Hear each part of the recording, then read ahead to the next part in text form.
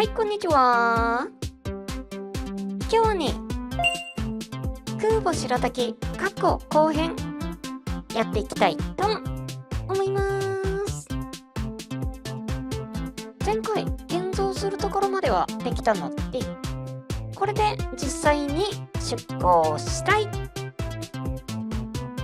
ということで行ってみましょう。まずこいつはヘリ空母として設計してるので、ここにヘリを艦載するんだけど、前回輸送車両として変形させたこいつをヘリに変形させます。って言ってもね、資材ももう揃えてるので、よし、これでヘリが完成しました。こいつは若干の部品を追加で用意することで相互に変形できるように設計してるんでね。問題はこいつで空母に着艦できるかどうかなんだけど、いざ。ちなみにこの世界では地面から3メートル以上離れた場所に風が吹いてるんだけど、現実と違って肌で感じることができないのが難しいところかな。なので風向きは運任せにしながら、あとは操縦テクニックでやってるんだけど、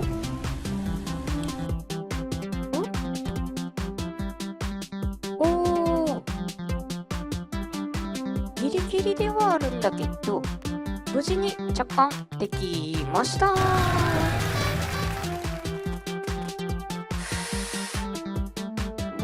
苦労すると思ってたんだけどな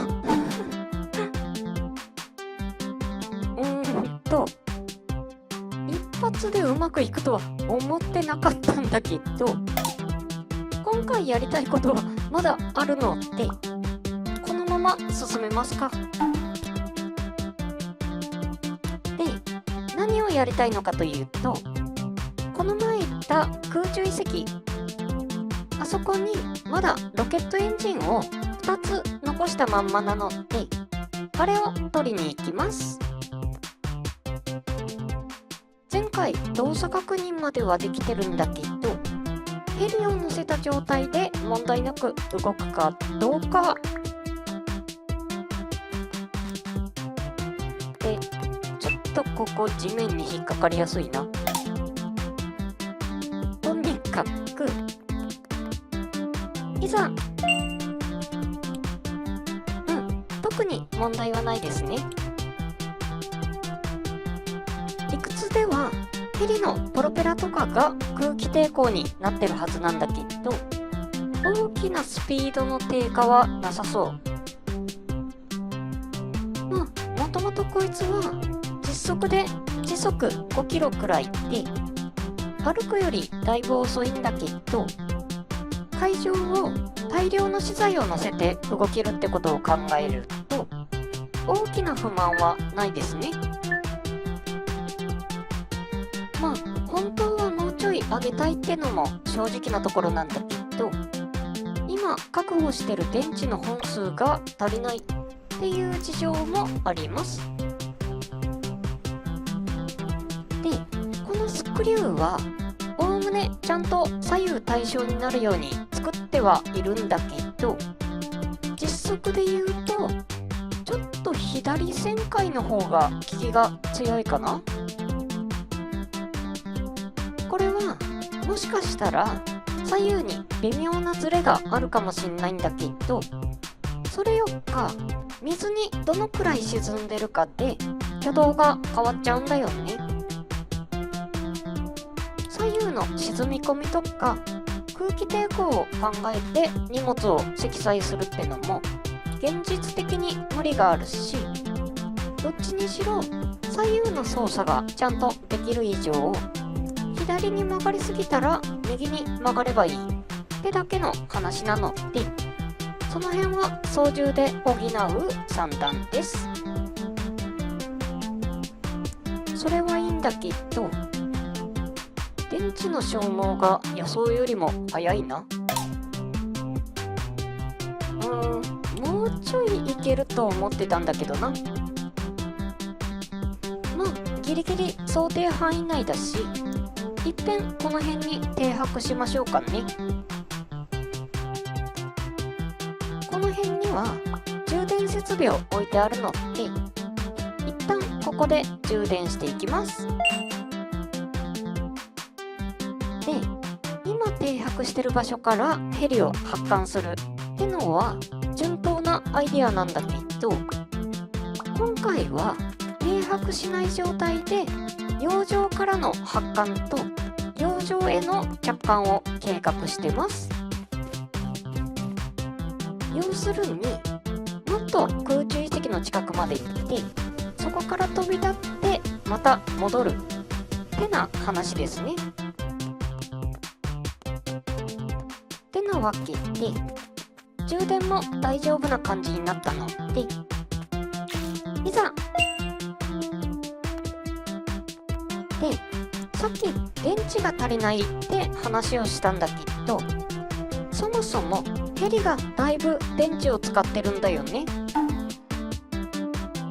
この後空中遺跡に行くためにヘリを使うとはいえ、今回は近くまで船で行けるっていうのを考えると、もうちょいヘリから移植してもいいかなとも思ったんだけど、ヘリのスペック調整はいろいろバランスが崩れそうな不安もあるので、確認済みのスペックで行くことにします。まあとにかくだいたいこの辺から飛び立てばいけるかな。ちょっとね、これ飛び立つ準備をしてる間にだいぶ流されてるんだけど、とにかく初の海上からの発艦、いざ。固定してない船から発艦しても特に問題はないですね。この大きなブレはカメラ操作で片手運転になったせいなんだけど、これでだいたい立て直しができるレベルまで安定性を上げられたのはでかい。とにかく空中遺跡にたどり着けるスペックがあることも確認済みなので、よいしょ。よいしょ。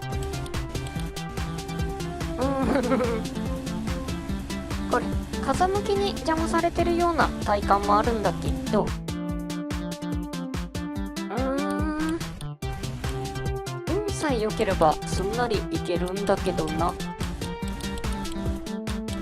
さっきもっと小さい白滝に着艦できたことを考えるとかなりぬるゲーなんだけど、いけるか。よいしょ。よし、無事に空中遺跡に到着しました。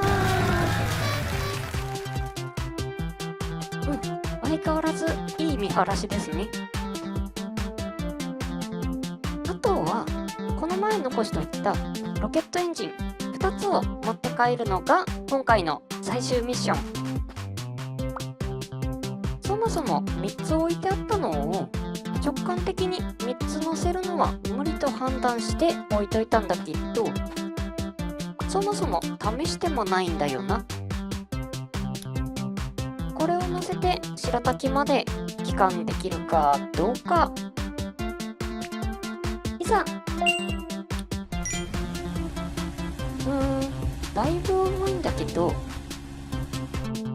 なんとか。この手応えだとやっぱ3つ乗せるのは無理だったっぽい。まああとはほとんど豪華なので大きな心配はないかな。っていうか、白滝どこ行った？あ、だいぶ陸地の方に流されとる。これね、映像確認するまで分かんなかったんだけど、そもそも発艦した時点で結構陸地の方に行ってたんだよねちなみに海上には波は発生してないみたいなんだけど、船の傾きとか上に乗ってるものの動きとかが関係して勝手に動くんじゃないかな。着水しちゃったか。ここからまた飛び立てればいいんだけど、着水した弾みでテールローターが破損してたみたいで、やっぱダメか。もっぺん。ちなみにこれ空中遺跡から離陸した直後は結構動きが重いんだけど、これは上空での空気の薄さが影響してます。どういうことかというと、上空で空気が薄くなるほど空気抵抗が下がってプロペラの効率が下がるってな話ですね。空の乗り物の場合、これの影響があるせいでその性能によって最高高度が決まってきます。とかなんとか言いながら試してるんだけど、このヘリはスイッチを入れた直後にメインローターとテールローターのブレが一瞬発生するので、こまめにオンオフを繰り返すのはなかなか難しい。っていうかね、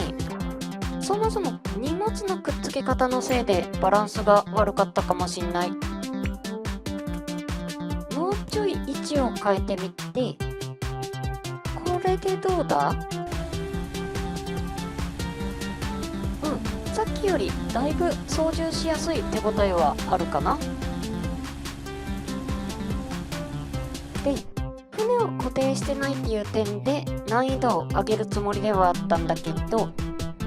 これ今の状態だとほぼ陸に接触してってちょっと揺れるとはいえほとんど動かないんだよね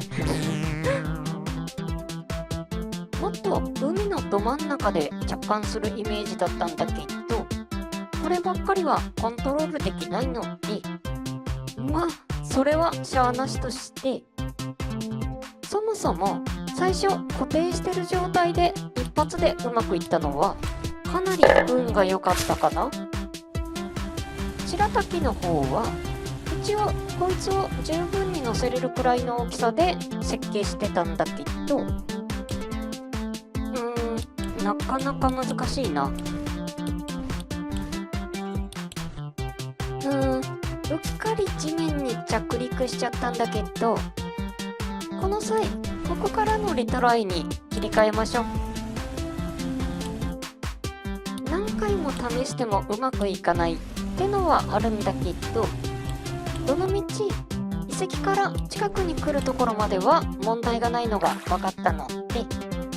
問題は近くからのアプローチなんだよな。っ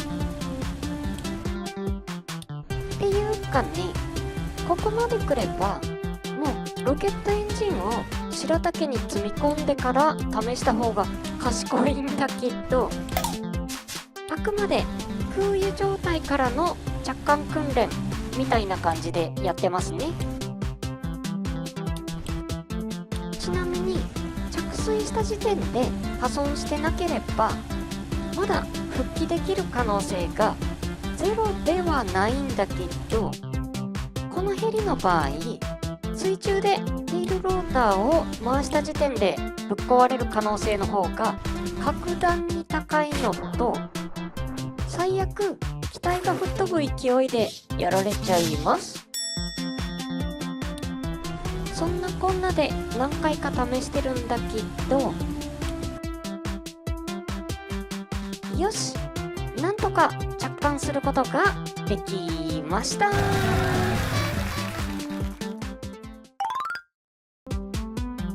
ということで空母白滝後編やってみたわけなんだけど、いかがだったでしょうか。ヘリを完済しての運用ができたっ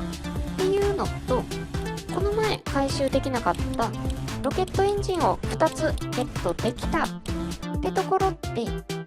かなりいい成果が出ましたね。で、この後はとりあえず電池を充電したり荷物を運び込んだりもしてたんだけど、尺の都合もあるし、その辺は次回に置いといて、今回ゲットしたロケットエンジン、あれを使って武器を作りたいということで、次回はロケット砲やっていきたいと思います。はい、じゃあ今日はこの辺でバイバーイ。